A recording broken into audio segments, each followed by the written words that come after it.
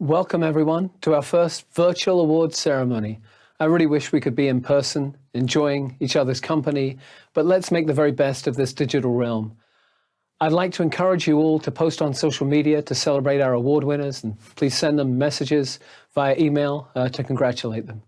First, I want to thank the WHA Executive Office and especially our wonderful Executive Director, Elaine Nelson, as well as Caitlin Sundberg and Paige Mitchell, who've all done so much to ensure the success of the awards ceremony and the entire conference. Elaine, your leadership has been truly exceptional. Maria Montoya, what a pleasure to get to work with you this year. I'm honored to have had this opportunity to collaborate and plan and learn from you, and I wish you a wonderful year as WHA President. To our Chair of Local Arrangements and WHA Past President, Gingy Scharf, what you've done to make this conference successful and to help ensure the financial help of the WHA for our membership goes well beyond standard service. Gingy, we all owe you a debt, and I suspect a good many individuals and entities have incurred some debt in meeting your requests for support for the WHA. For this, the largest conference program in the 60-year history of the WHA and a program that lays the foundations for the next 60 years of the organization's history, we have our wonderful program committee and brilliant program committee co-chairs, Liesl Carr-Childers, Laurie Flores, and Amy Lone Tree to thank. Thank you to the entire program committee for your boldness in crafting this program. Liesl, I think I'm the most fortunate graduate mentor in the history of graduate mentoring to have had the opportunity to work with you at UNLV and since. I want to thank all of our generous conference sponsors, with UNM and the UNM Press at the very top of the list. Lastly, in addition to thanking all of you who've tuned in to help celebrate our award winners, I'd like to offer a special word of thanks to the WHA's remarkable committees, including the members of our awards committees who've devoted so much time to the task of reviewing books and articles and public history projects and lesson plans and scholarship and fellowship applications, and have done this work during an incredibly demanding pandemic spring, summer, and fall. This is the service that makes the WHA so strong and such a great source of support to the big field of Western history and all of the people who gather to meet on it. Let's begin the awards. The Western History Association Awards are selected by award committees, and each year the new president appoints a new award committee member to serve for 3 years. This year, the WHA is presenting 29 awards to recognize 45 individuals for teaching excellence, scholarship, public history, graduate student honors, and service commitments to the WHA and in the field of Western history. The Huntington Library Western History Association Martin Ridge Fellowship is a $3,000 one-month fellowship at the Huntington Library in honor of Martin Ridge's long association with the WHA and the Huntington Library. This year's award winner is Naomi Suzman, a PhD candidate at Yale University. Suzman's project is Between the River and the Sea, Coahuila and Cupeño History in California's Long 19th Century, in which she researches colonial and indigenous geopolitics in Southern California between 1795 and 1930. The committee was particularly struck by Suzman's assertion that her study will reverse the spatial trajectory of Western history because she aims to show how colonial settlers and indigenous peoples oriented their diplomacy around an indigenous interior, de-emphasizing the traditional importance in existing historiography placed on Spanish missions, Mexican ranchos, and gold fields.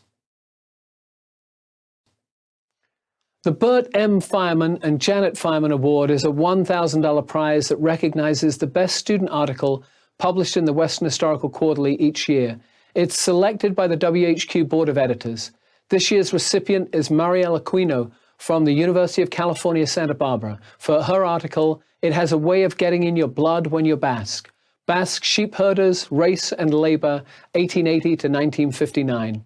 Using a wide variety of sources, Aquino skillfully navigates the historical discourse concerning the racial politics and the notion of European indigeneity surrounding Basque immigration and sheep herding in the U.S. The Michael P. Malone Award. Named for historian Michael P. Malone, this award is a $500 prize given for the best article, essay, or commentary on state, provincial, or territorial history in North America, appearing in a periodical publication.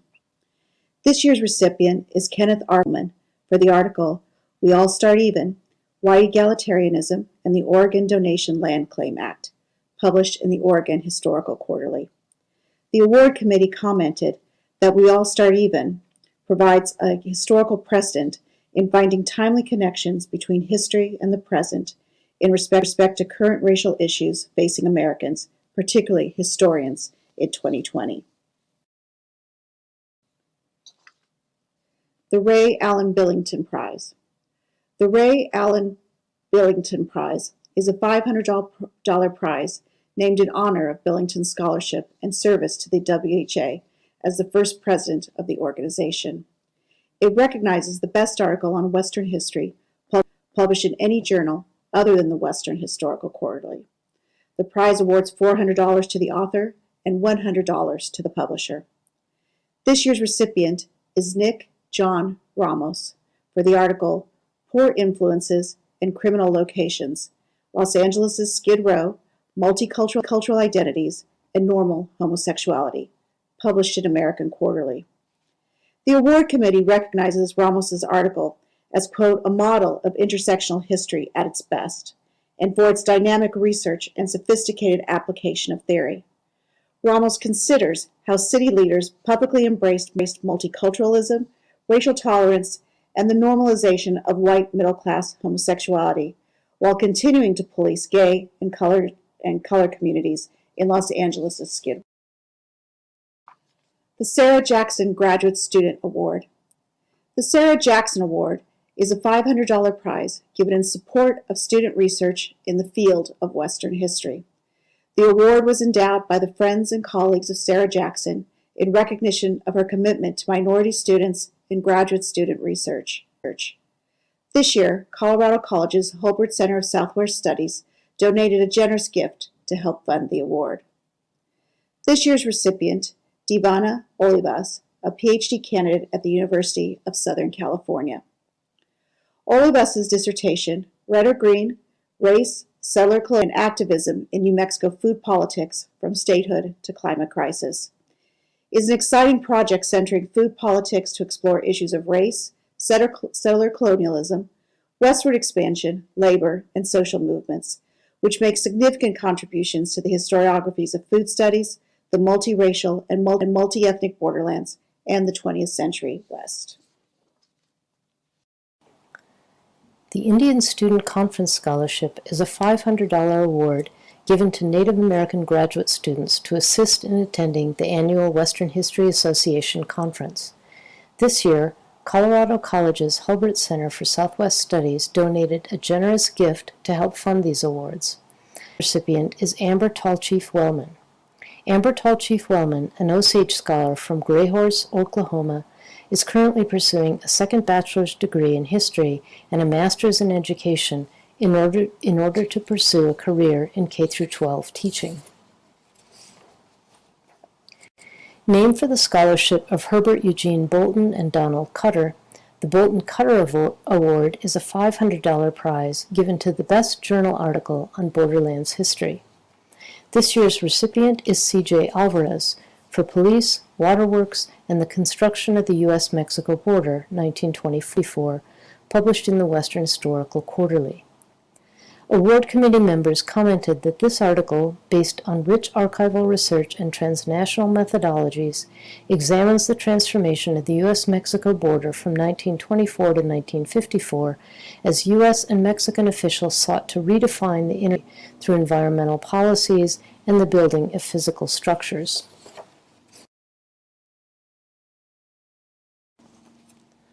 In recognition of Errol M. Gibson's career of teaching and researching Native American history, the Errol M. Gibson Award provides a generous $500 prize for the best essay of the year on the history of Native Americans. This year's recipient is Doug Keel for Nation versus Municipality, Indigenous Land Recovery, Settler Resentment, and Taxation on the Oneida Reservation, published in the Native American and Indigenous Studies Journal.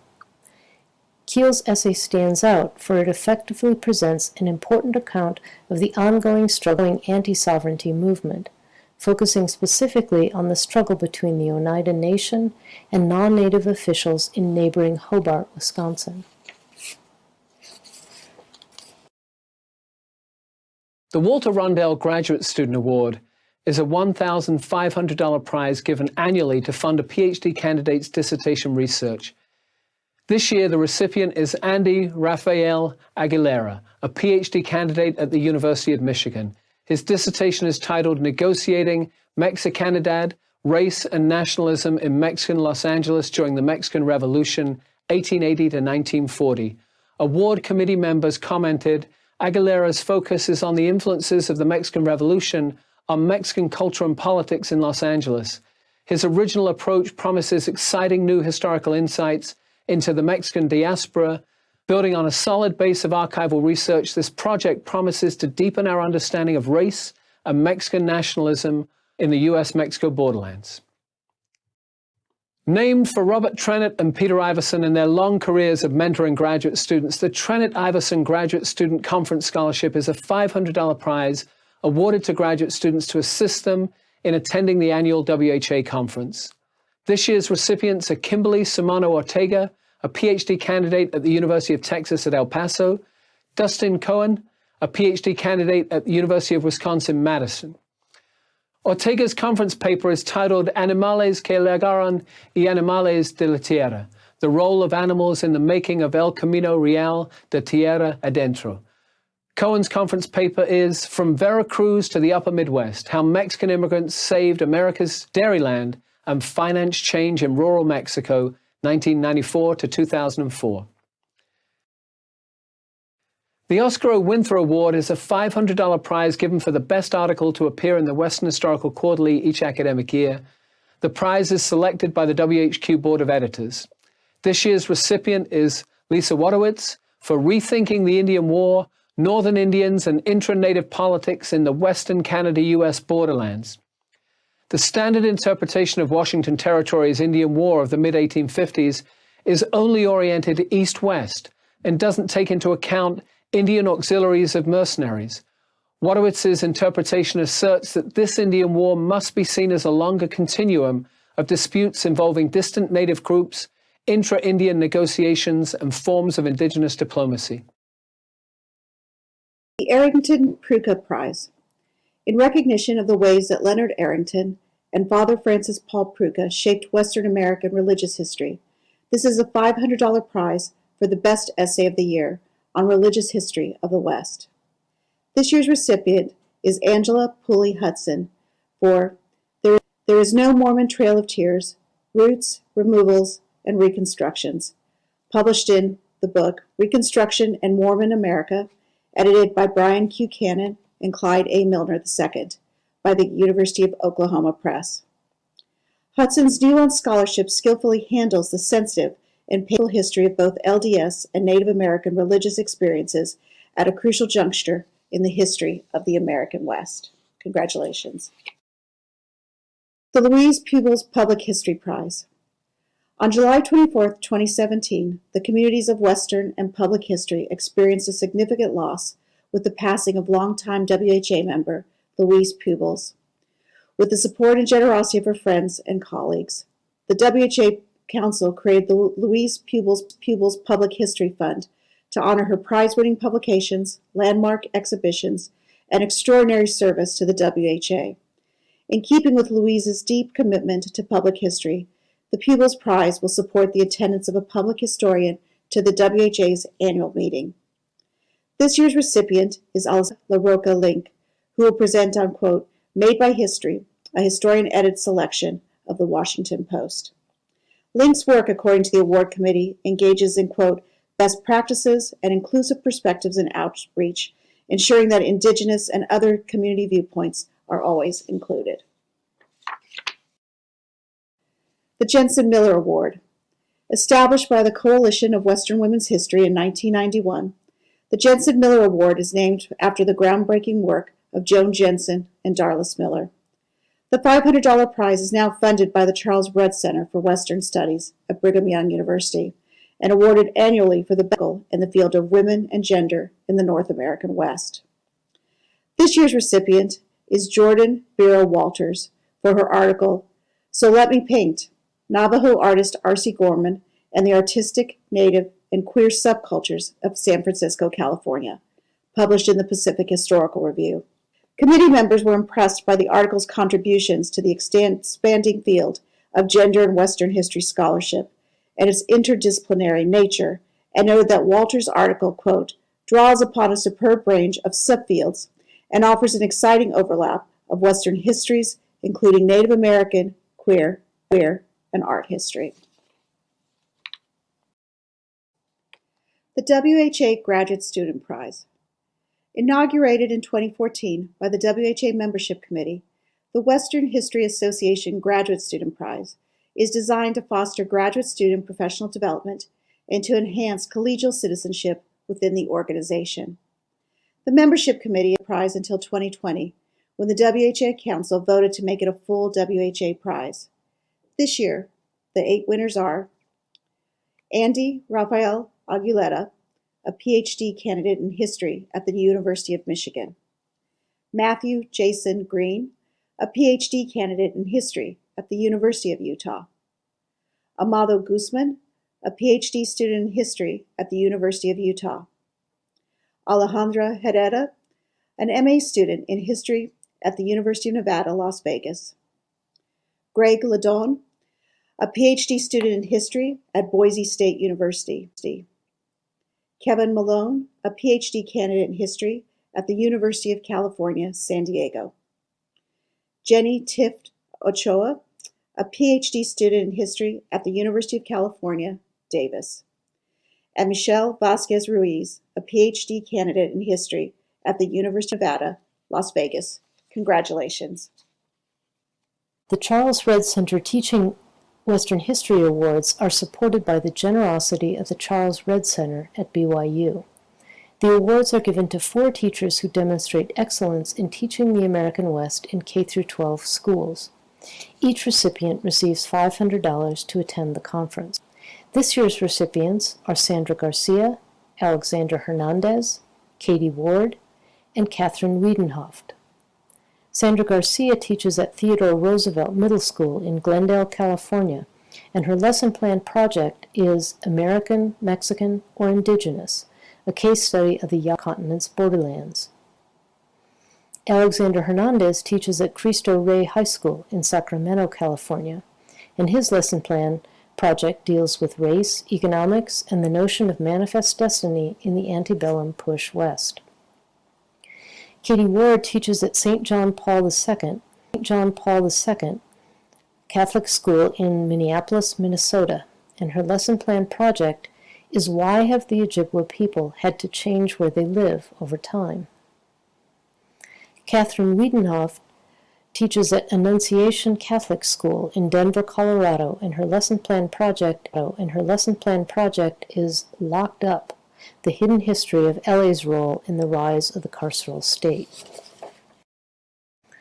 The Vicki L. Ruiz Reward is a $500 prize that recognizes the best article on race in the American West. The award was funded by the WHA membership, along with a generous contribution from the Latinx Studies Program and Department of History at Penn State University. The recipient for Racial Calculations, Indian and Pakistani Immigrants in Houston, 1960 to 1980, published in the Journal of American Ethnic History. Qureshi's article explores the overlooked immigrant communities and makes the discussion of race and ethnicity more complicated and nuanced by triangulating racialized groups against each other, all subject to an entrenched white power structure. This critical perspective challenges other scholars to be more inclusive and critical in examining racial and ethnic historical actors in the contemporary American West. The W. Turrentine Jackson Award, named after longtime WHA member and former WHA president William Turrentine Jackson, is a $1,000 award for an individual's first published book on the American West. This year's winner is Bathsheba DeMuth for her book Floating Coast, An Environmental History of the Bering Strait, published by W.W. Norton.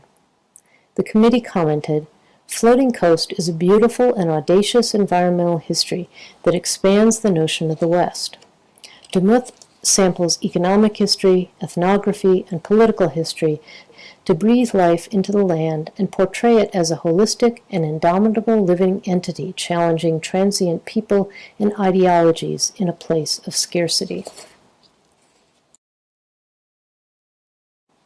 The Joan Patterson Kerr Award is a $500 prize for the best illustrated book on the American West. Kerr was a devoted WHA member and founding photographic editor of American Heritage and several other magazine publications. This year's winners are Heather Opkins for Warhol and the West, published by the University of California Press.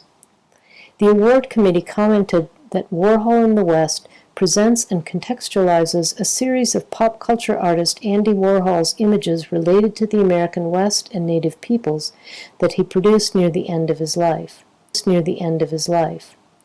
The essays present a fresh take on Warhol's importance in a Western context.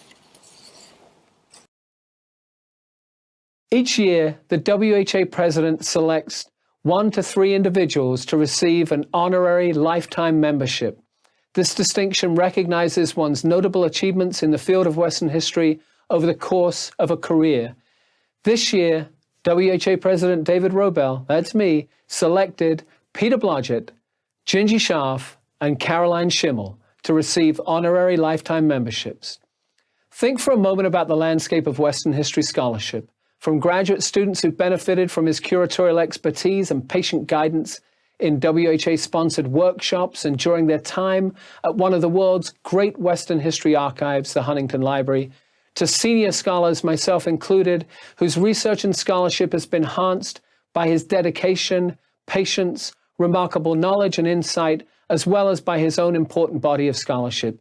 His impact on the research mission of our membership and our field has been truly remarkable. His dedication and service to the WHA have been exemplary. We are thrilled and honored that Peter Blodgett, H. Russell Smith Foundation Curator of Western American History, is now an honorary lifetime member of the WHA. Distinguished Professor Emeritus, preeminent scholar of women and gender in the West, beloved novelist, dynamic public historian, WHA past president, dedicated servant of the WHA on so many levels, including as chair of local arrangements after having served as president, and now added to her list of titles that of fundraiser extraordinaire. She's been the activist soul and conscience of our organization for decades, and we're a stronger, more diverse, collaborative, public-facing, and purposeful organization because of her consistent and concerted efforts. We have the good fortune to now have UNM's and WHA's Gingy Scharf as an honorary lifetime member of our organization.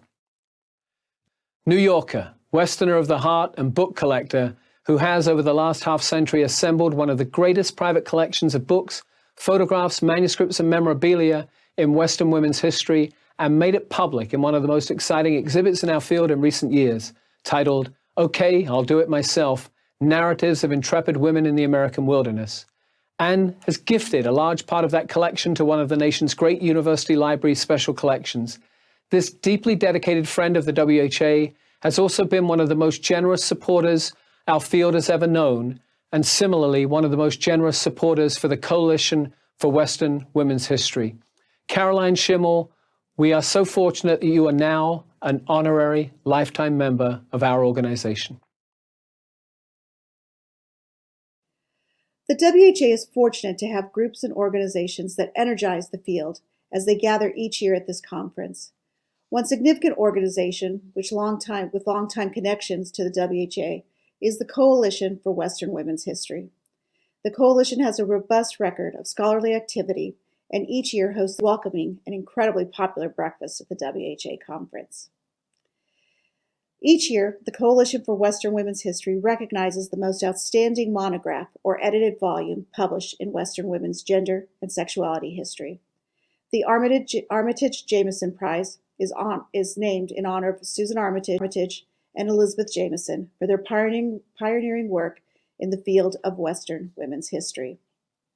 Although the prize was announced and presented this morning at the Coalition Breakfast, an event that annually draws over 100 attendees, the WHA wishes to recognize the 2020 recipient, Brianna Theobald for her book Reproduction on the Reservation, Pregnancy, Childbirth, and Colonialism in the Long 20th Century, which was published by the University of North Carolina Press. The American Indian History Lifetime Achievement Award. It's one of the most popular events of the WHA is the Indian Scholars Lunch. It started at the 1997 WH Conference in St. Paul, and this year will have over 120 attendees. Each year, the group selects a recipient of the American Indian History Lifetime Achievement Award. This award has been presented in the past to Jeannie O'Brien, Richard White, Vine Delora Jr., Clara Sue Kidwell, Floyd O'Neill, Don Fixico, Raina Green, and 16 others of our colleagues. The WHA does not select the recipient. Rather, the Lifetime Achievement Award alumni choose a scholar to receive the award. At the Indian Scholars Lunch, the group will make the formal presentation of the award, but this evening, the WHA would like to recognize Roger Nichols as the 2020 American Indian History Lifetime Achievement Award recipient. Dr. Nichols is Professor Emeritus of American History at the University of Arizona. Congratulations. The David J. WEBER-CLEMENTS Prize is an award in honor of the scholarly and professional career of WHA past president David J. Weber. With generous support from the SMU Clements Center, this award is for the best nonfiction book on Southwestern America. The author receives $2,500 and an invitation to give the WEBER-CLEMENTS Prize lecture at Southern Methodist University. This year's award winner is Maurice Crandall for his book, These People Have Always Been a Republic, Indigenous Electorates in the U.S.-Mexico Borderlands, 1598 to 1912, and it's published by the University of North Carolina Press. These People Have Always Been a Republic is an original and well-argued take on 300 years of indigenous political history in what is today Arizona, New Mexico, and Sonora. Crandall's research is both deep and broad as it reveals how Hopis, Pueblos, Tohono O'odhams, and Yaquis in the Southwest at turns resisted, manipulated, and undermined the political systems imposed by Spanish, Mexican, and U.S. empires in order to assert their sovereignty. In honor of his prolific career of environmental and public historian Hal Rothman, this $500 prize is given to the best book in Western environmental history, defined in its most broadest sense.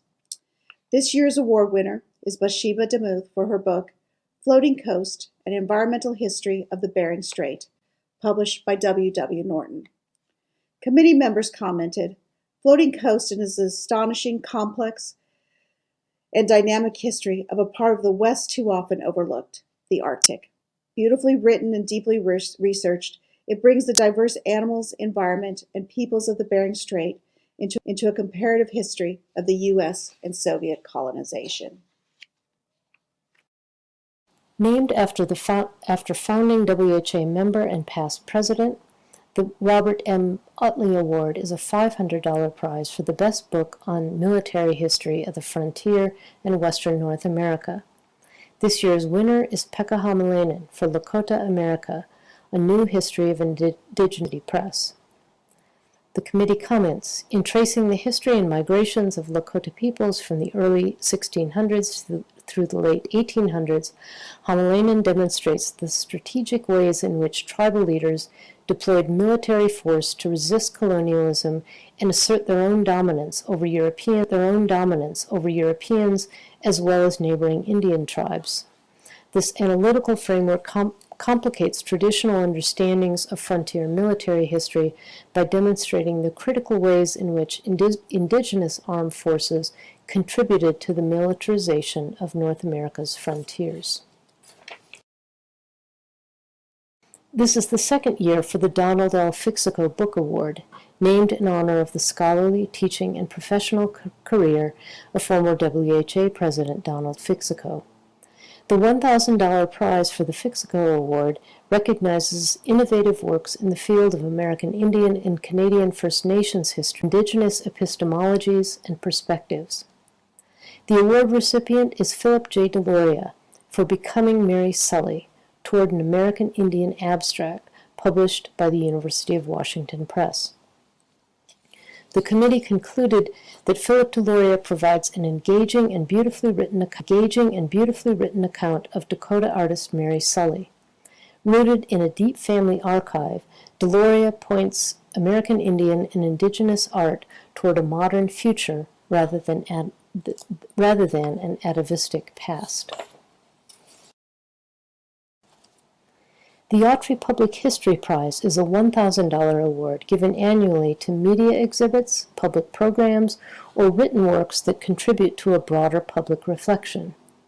In the spirit of the AUTRY National Center, the prize-winning project displays an appreciation of the past or serves as a model history of the North American West. This year's AUTRY Public History Prize recognizes the project Red Dead University. Contributors of Red Dead University are Alex Hunt, Tim Foster, and A.J. McCormick. The committee noted that this excellent interdisciplinary program uses the contemporary Red Dead Redemption 2 video game to promote serious public thought about common stereotypes on Western history. Through its range of programming for undergraduates, museum goers, and non-academic venues, it offers a pioneering model for future public history practices. The Robert G. Atherton Award is a $500 prize for the best book published on the 20th century American West. This year's recipient is Alexandra Harmon for Reclaiming the Reservation, Histories of Indian Sovereignty Suppressed and Renewed, published by the University of Washington Press. The committee commented that this is a masterful and complex narrative. Reclaiming the Reservation follows the historical, legal, and native activism surrounding tribal sovereignty, leading up to the 1978 Oliphant v. Suquamish Supreme Court decision, with crucial and lasting consequences. The elegant structure of the book, its style of argument, and its incisive analysis also set it apart. The Owens Book Award was generously endowed by Sally and Ken Owens in 2013. It's a $500 award for the best book on the history of the Pacific West, including Alaska, Hawaii, Western Canada, and the U.S. Pacific Territories. This year's recipient is Genevieve Carpio for Collisions at the Crossroads, How Place and Mobility Make Race, published by the University of California Press. Carpio creatively builds a new framework for assessing the construction of racial hierarchies in the West during the 19th and 20th centuries. By assessing mobility structures and patterns within inland California, Carpio demonstrates that white settler efforts to construct an Anglo-fantasy past had real ramifications for indigenous peoples, Hispanic and Latino inhabitants, and Asian immigrants. The John C. Ewers Award is a $500 prize given to the best published book on North American Indian ethnohistory, including Mexico. This year's winner is Brianna Theobald for Reproduction on the Reservation, Pregnancy, Childbirth, and Colonialism in the Long 20th Century, published by the University of North Carolina Press. The committee wrote, "This is an influential book in the field. Its structure, methodology, and rich interrogation of sources clearly connects the relationship between the control of Indigenous women as a core element of colonial policy and the ongoing process of colonization." The Coy Western History Prize is given annually for the best book of the year in Western history. A prize of $2,500 goes to the author. The Coy Prize is generously funded by the John and Laurie Coy Foundation. This year's recipient of the Coy Western History Prize is Maurice Crandall for his book, These People Have Always Been a Republic, Indigenous Electorates in the U.S.-Mexico Borderlands, 1598 to 1912, and it was published by the University of North Carolina Press. The Coy Committee commented that Crandall engages in prodigious research in archives in the United States, Mexico, and Spain to incorporate the source breadth needed for a borderland study. He is also woven in stories of his Yavapai Apache heritage and his intertribal links. Congratulations. The Gordon M. Bakken Award of Merit honors the decades of service and scholarship that Gordon Bakken devoted to the WHA and the field of Western history. It is given for outstanding service to the field of Western history and to the Western History Association. This year's Award of Merit recipients are Carolyn F. Schimmel, and Brian Q. Cannon. Carolyn Schimmel is a student and collector of Western art, literature, and material culture objects, focusing on the history and myth of women in the American West. A longtime member of the WHA, Schimmel is a familiar face at the annual conference. She has generously committed both time and money to the WHA in various capacities. When the Coalition for Western Women's History launched its 35 for 35 fundraising campaign, Schimmel offered to match all contributions up to $35,000. The campaign surpassed its goal, and with Schimmel's support, laid the foundation for the financial stability of the coalition into the future. Brian Q. Cannon is the Neil L. York Professor of History at Brigham Young University, and he directed the Charles Redsausen III to 2018.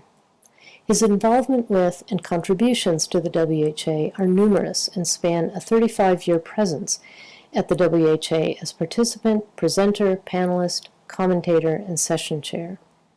He has served on several local arrangements committees, program committees, and various award committees. Through his role as Red Center Director, he has funneled tens of thousands of dollars to support K-12 teaching about the West, created 4 K-12 teacher annual awards, and funded hundreds of article and book projects. You may know already, from what I've said at other pre-recorded moments during this digital conference, that serving as the president of the Western History Association has been one of the great honors of my career and my life. I've had the chance as president to serve this organization that I love so much, and the WHA in turn has provided me so much support throughout my career for 3 decades now. To be part of the group of people that this organization has chosen to serve and to lead in this position is truly humbling for me. It's been a busy year, but also a wonderfully enjoyable year, in no small part because I've had the good fortune to work with our remarkable executive director, Elaine Nilsson, and with the next president of the Western History Association. My goodness, it's lovely to get to use that phrase, next president, Maria Montoya. Maria, as you know, is the Dean of the College of Arts and Sciences at NYU Shanghai and one of the great innovators in the WHA, who has pushed us for decades down the right paths of diversity, equity, access, and inclusion. With Maria as your new president and President-elect Susan Johnson waiting in the wings to take up the mantle a year from now, and Elaine as our executive director, the future of the WHA is in wonderful hands. My congratulations to President Maria Montoya and to President-elect Susan Johnson. My thanks to the WHA for being my professional home and family, and my warmest congratulations to all of this year's WHA award recipients. Thank you, David, for those kind words. I am so honored to be your next president of the WHA. I want to thank David for his steadfast and extraordinary leadership this past year as he helped navigate our organizations through some really difficult transitions, the move to Kansas University, as well as the transition to this online meeting as well. His unrelenting optimism, which is just a hallmark of David, has been just what we needed to carry us through these past few months. And I'm so grateful to him for his leadership and his time. I also want to say a special thank you to Elaine and to all WHA staff who have moved heaven and earth to bring us this fabulous conference, and more importantly, to provide us a community over the past few months and the past year since we last met. The attention of the WH office to the details that needed to be done, but more importantly to the inclusion of all of us in this process, this meeting, is much appreciated. This was not at all how I imagined I would begin my tenure as WHA president. I was looking forward to being with all of you so that we could celebrate our academic accomplishments, our friendships, and the robustness of our field. And I was also really looking forward to a meal at Sadie's, a beer at the Broken Arrow, a bike ride along the Rio Grande, and a frontier roll at the Frontier. And instead, I'm alone in my office in Shanghai, probably the farthest west of any of you, I suspect. But as I sit here, I'm really warmed by the years of camaraderie I've had with all of you, and the many memories of late-night bar room conversations that have shaped me as a scholar and as a person, and I'm grateful for all of those. I look forward to guiding this organization through the coming year, and will do my very best to support our staff and all of our membership as we navigate these ever precarious times. But what I look forward to the most, and what keeps me warm and thinking of all of you, is thinking about welcoming each and every one of you to Portland next year in October. Until then, I wish all of you good health. I wish you patience for others, but most importantly, patience for yourself. And above all, I wish us all the strength to bring about the change that we must all work towards to make our world a more just home for each and every one of us.